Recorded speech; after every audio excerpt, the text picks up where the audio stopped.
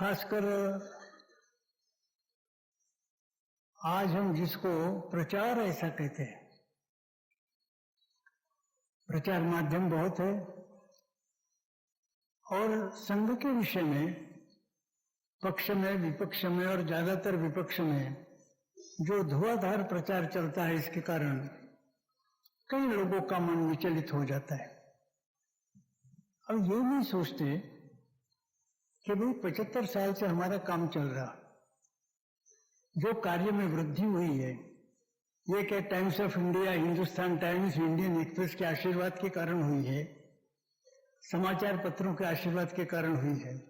हमारी अपनी एक कार्य पद्धति है और जिस कार्य पद्धति के विषय में अनुभव के आधार पर हम जानते हैं कि संपूर्ण हिंदू समाज को सुसंगठित अवस्था में लाने की दृष्टि से यह स्वयंपूर्ण कार्य पद्धति है। स्वयंपूर्ण का मतलब यदि हम इसको लेकर चलते हैं तो दूसरे किसी भी पूरक कार्य पद्धति की आवश्यकता नहीं। यदि हम मोहवश इसको छोड़ देते हैं तो दूसरी कोई भी वैकल्पिक सब्स्टिट्यूट अल्टरनेट कार्य पद्धति हो नहीं सकती। दोनों अर्थों में स्वयंपूर्ण कार्य पद्धति अपनी है। तो जो हमारा काम बढ़ा है वो इस कार्य पद्धति के आधार पर बढ़ा है। कोई ऐसे ज्यादा प्रसिद्धि वगैरह इसके चक्कर में नहीं थे। हाँ, यह बात ठीक है कि थोड़ा बहुत प्रचार, प्रारंभ से भी प्रचार की तरफ थोड़ा बहुत तो ध्यान था, लेकिन ये नहीं सोचा गया कि प्रचार के आधार पर संघ बढ़ेगा। पहले भी जब विजयादशमी का उत्सव होता था तो परम पूजनीय डॉक्टर जी का भाषण यहाँ महाराष्ट्र करके एक पेपर निकलता था, तो उसमें बराबर तैयार करके और अपनी ओर से जाता था, वहां वो छपकर आता था। थोड़ा बहुत ध्यान था। प्रचार के बारे में हम लोगों का हमेशा ये ख्याल रहा है, जैसे हमारे औद्योगिक क्षेत्र में हम कहते हैं कि नीड्स बेस्ड मिनिमम वेज, आवश्यकताओं पर आधारित कम से कम तनख्वाह तो मिलनी ही चाहिए। वैसे नीड्स बेस्ड मिनिमम पब्लिसिटी, यही अपना पहले से विचार रहा है।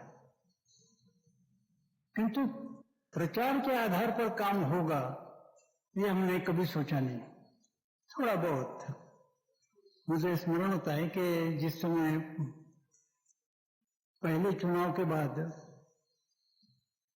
उस समय तमिलनाडु में भारतीय जनसंघ की स्थापना नहीं हुई थी। माननीय पंडित दीनदयाल जी ओटीसी के लिए, संघ शिक्षा वर्ग के लिए गए थे, तो रात के समय उनके साथ लोग बैठते थे। अब एक स्वयंसेवक खड़ा हुआ, उसने पूछा कि पंडित जी आप संघ के प्रचारक हैं? बोले हाँ। बोले जनसंघ में जो बाकी संगठन मंत्री है वो भी संघ के प्रचारक है? बोले हाँ। तो फिर ये पक्षपात क्यों है? वो भी संघ के प्रचारक है, संघ में जो काम करते वो भी संघ के प्रचारक है, तो जो संघ में है उनको प्रचारक कहा जाता है, जो भारतीय जनसंघ में है उनको संगठन मंत्री कहा जाता है। ऐसा भेद क्यों किया गया? तो पंडित जी ने हंसकर कहा, भाई देखो, का तो काम ही संगठन करना है, इसलिए संघ के कार्यकर्ता हमेशा सारा ध्यान संगठन पर ही केंद्रित करते हैं।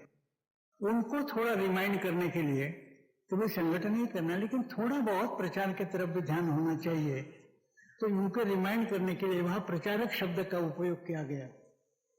और पॉलिटिकल पार्टी में बोले कि वो धुआंधार प्रचार चलता है, तो उनको रिमाइंड करने के लिए ठीक है प्रचार करो, तुम्हारा काम है, लेकिन जरा संगठन की तरफ भी ध्यान देना चाहिए। जो उनको रिमाइंड कराने के लिए वहां संगठन मंत्री शब्द का प्रयोग है। कहने का मतलब यह है कि दोनों का महत्व है, किंतु प्रचार के भरोसे राष्ट्रीय स्वयंसेवक संघ का लाभ या नुकसान होगा यह पहले से नहीं सोचा गया। मिनिमम कम से कम जितना है उतना प्रचार हो, इतनी अपनी योजना रही है। मुझे स्मरण होता है कि 1937 में ऊना में कुछ लोगों ने ऐसा तय किया था कि अपना ही एक साप्ताहिक निकाला जाए। उस समय महाराष्ट्र में संघ के विषय में बहुत कुछ चर्चाएं चलती थी, तो साप्ताहिक निकालना ऐसा सोचा। उन्होंने डॉक्टर जी को पत्र लिखा डॉक्टर जी ने उत्तर में लिखा कि आप लोगों का उत्साह देखकर बड़ा आनंद हुआ। आप संघ को अच्छी तरह जानते हैं। आपके साप्ताहिक में संघ का वास्तव में जो विचार है वही बताया जाएगा, यह मुझे विश्वास है। केवल एक सूचना है कि उधर के महाराष्ट्र में राष्ट्रीय स्वयंसेवक संघ पर बहुत आरोप लगाए जाते हैं, लांछन लगाए जाते हैं, तो उसका उत्तर आपने नहीं देना चाहिए, इतनी केवल मेरी सूचना है।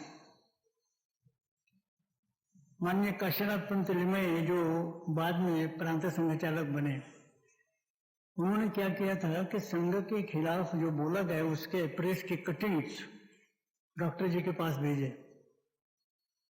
उसका जवाब देते हुए डॉक्टर जी ने कहा कि आपके सारे कटिंग्स हमने सब मिलकर पढ़े, हम लोगों का बड़ा मनोरंजन हुआ, कितनी गलत इंफॉर्मेशन अपने बारे में है।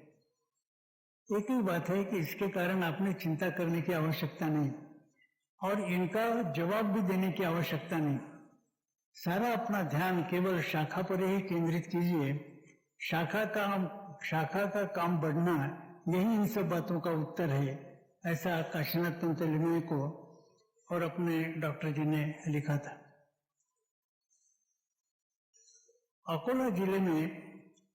अकोला जिला संघचालक गोपालराव चितले करके थे, उनका एक पत्र डॉक्टर जी को आया। उसमें उन्होंने कहा कि हमने एक योजना बनाई है, हमारे पास अच्छे और जवान लड़के हैं जो वक्ता के नाते तैयार हो सकते हैं। तो हमने सोचा कि 12-15 अच्छे लड़के चुनकर और उनको संघ के बारे में कैसे वक्तृत्व भाषण देना सिखाना और जिले में चारों ओर भेज देना।